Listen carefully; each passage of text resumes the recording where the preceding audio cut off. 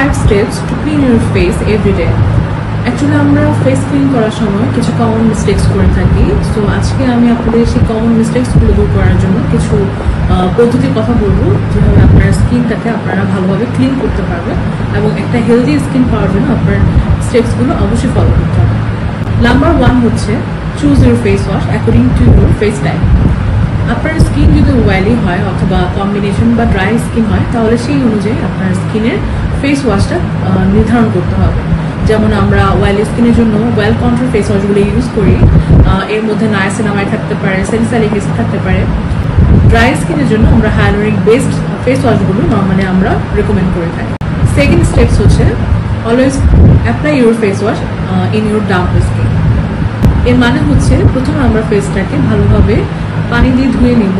তো এই কারণে আমরা যখন ফেস ওয়াশটা অ্যাপ্লাই করবো তখন ফেস ওয়াশটা খুব ভালোভাবে আমার স্কিনের সাথে অ্যাডজাস্ট হবে এবং আমরা খুব ভালো একটা বেনিফিট পাবো। নাম্বার হচ্ছে leave your face wash on your skin at least for 2 to 3 minutes। অনেক সময় আমরা আমাদের পেশেন্টদেরকে রেকমেন্ড করে থাকি স্কিনের যে প্রবলেমগুলো থাকে সেই প্রবলেমগুলো বেস করে ফেস ওয়াশগুলো, যেমন অ্যাকনির জন্য স্যালিসাইলিক অ্যাসিড বেসড ফেস ওয়াশগুলো আমরা রেকমেন্ড করি। ম্যালাজমার জন্য নর্মালি আমরা কোজিক অ্যাসিড অথবা ট্রাইনেক্সামিক অ্যাসিড সমৃদ্ধ যে ফেস ওয়াশগুলো সেগুলো রেকমেন্ড করে থাকি।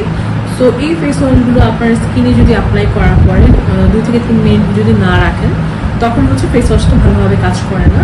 সো আপনারা ফেস ওয়াশ থেকে যে রেজাল্টটা পাওয়ার কথা সেই রেজাল্টটা আসলে আপনারা পাবেন না। সো আপনার ফেস ওয়াশ আপনার ফেসে অ্যাপ্লাই করার পর মিনিমাম 2 থেকে 3 মিনিট ফেস ওয়াশটা অবশ্যই আপনার ফেসে রেখে দিতে হবে। Number 4, use a soft towel. Normally আমরা ফেস ওয়াশ দিয়ে মুখ ধোয়ার পরে খুবই রাফলি আমাদের স্কিনটাকে ঘষি ফেস টাওয়াল দিয়ে।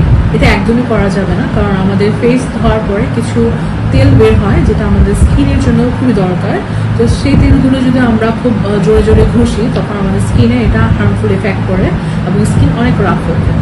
তো সেই ক্ষেত্রে আমাদের স্কিনটা যখন আমরা ফেসটা ধুবো, আমাদের স্কিনটা অবশ্যই একটা সফট টাওয়াল দিয়ে ড্রাই করতে হবে। Number 5, always use a good moisturiser.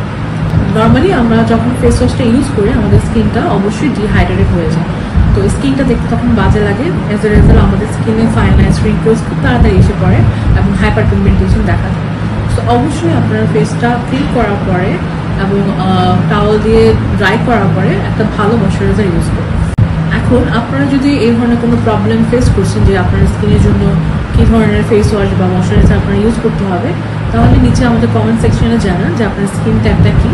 So আমরা আপনাকে হেল্প করতে পারবো যে আপনার জন্য কোন ময়শ্চারাইজার অথবা ফেস ওয়াশ আপনার জন্য ভালো হবে সেটা সিলেক্ট করে দিতে। ধন্যবাদ।